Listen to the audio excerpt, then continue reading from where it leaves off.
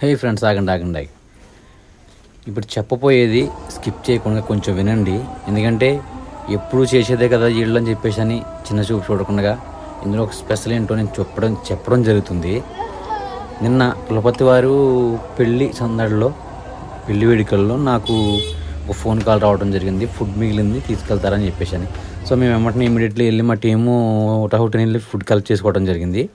Food అంతా collect చేసుకుని వ్యాన్లో ఎక్కించుకుని మేము తిరిగి రెడీ అవుతూ వస్తున్న సమయంలో ఒక వింత జరిగింది. ఎవరైతే స్పాన్సర్ మనకి ఫోన్ చేసి ఫుడ్ ఉందని చెప్పేసి అన్నారో ఆయనే మనకి ఈవెంట్ పరంగా 700 రూపీస్ ఇవ్వడం జరిగింది. 700 రూపీస్ ఇస్తుంటే మేము ఏందన్నా మాకు అమౌంట్ ఇస్తున్నారు ఏందన్నా అని చెప్పేసి అంటే, మిగిలిపోయిన ఫుడ్ పంచడమే కాకుండా మీరు చాలా మంచి పని చేస్తున్నారు తమ్ముడు, నిజంగా మీకు హ్యాట్స్ ఆఫ్, నా వంతు సహాయం చేస్తున్నానని చెప్పేసి అని 700 రూపాయలు మాకు అమౌంట్ ఇవ్వడం జరిగింది.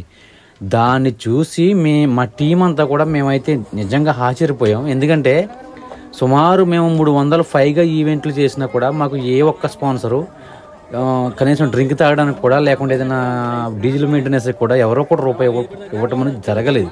కానీ ఫర్ ద ఫస్ట్ టైం, మొట్టమొదటిసారి మా కష్టాన్ని చూసి, మేము చేసే సేవను చూసి మాకు 700 రూపాయలు ఇచ్చిన స్పాన్సర్ ఈయన.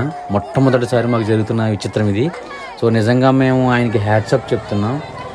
మాకు ఫుడ్ ఇచ్చి మాకు సపోర్ట్ చేయడమే కాకుండా, మీకు ఫుడ్ వృధా చేయకుండా మాకు సపోర్ట్ చేయడమే కాకుండా మరలా మాకు ఈవెంటు నిమిత్తం, డీజిల్ నిమిత్తం, బండి ఖర్చు నిమిత్తం మాకు 700 రూపీస్ ఇవ్వటం మేము చాలా ఆశ్చర్యపోయాం. సో కులపతి వారి పెళ్లి వేడుకల్లో నిజంగా గొప్ప విచిత్రమే జరిగింది. So thank you so much sir, మాకు కాల్ చేసి ఫుడ్ ఇచ్చినందుకు, అలాగే మాకు సపోర్ట్గా 700 రూపీస్ మాకు అమౌంట్ ఇచ్చినందుకు చాలా ధన్యవాదాలు. హ్యాట్స్ ఆఫ్ సార్, నిజంగా మీకు శిరస్సు ఉంచి మీకు నమస్కరిస్తున్నాం. ఫస్ట్ టైం మేము నిజంగా ఆశ్చర్యపోతున్నాం sir. Thank you so much sir, మీకు నిజంగా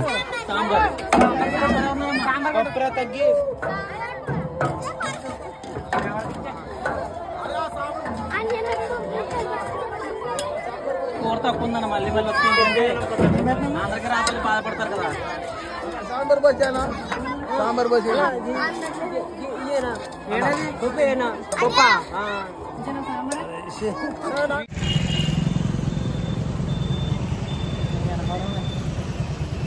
బాబాయ్ ఇలా బాబాయ్ నువ్వు ఎంగేజ్ ఉండాలి.